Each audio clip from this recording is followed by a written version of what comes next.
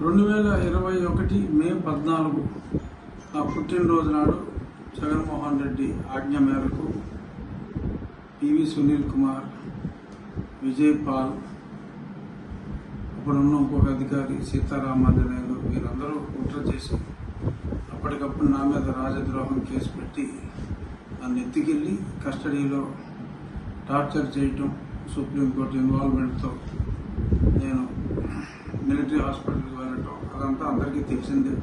నన్ను చంపాలని చూడటం, ఆ గుంటూరు హాస్పిటల్ సూపరింటెండెంట్ దొంగ రిపోర్ట్లు ఇవ్వటం, దాన్ని మిలిటరీ హాస్పిటల్ హైకోర్టు న్యాయమూర్తి పర్యవేక్షణలో, ఇప్పుడు రిజిస్ట్రార్ జనరల్ తర్వాత న్యాయమూర్తి అయ్యారు, వారి పర్యవేక్షణలో జరిగిన రిపోర్ట్స్లో ఏం చెప్పారు ఇవన్నీ కూడా పెట్టి నన్ను ఏ విధంగా హింసించింది, వీరి మీద ప్రేరేపించిన ముఖ్యమంత్రి మీద, వీరందరి మీద చర్యలు తీసుకోవాలి, కేసు బుక్ చేయాలని చెప్పి ఈరోజు నేను గుంటూరు ఎస్పీ గారికి కంప్లైంట్ ఇవ్వటం జరిగింది.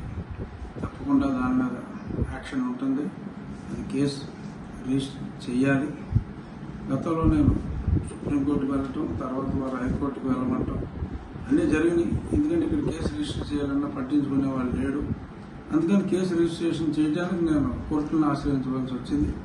ఇప్పుడు డైరెక్ట్గానే లా అండ్ ఆర్డర్ ధర్మం 4 పాదాలు నడుస్తుంది కాబట్టి ఇప్పుడు చంద్రబాబు నాయుడు గారి పరిపాలనలో నాకు న్యాయం చేయండి, అక్రమంగా నన్ను కస్టడీలో హింసించిన వాళ్ళని న్యాయపరంగా శిక్షించాలి అని చెప్పి నేను కంప్లైంట్ ఇవ్వడం జరిగింది.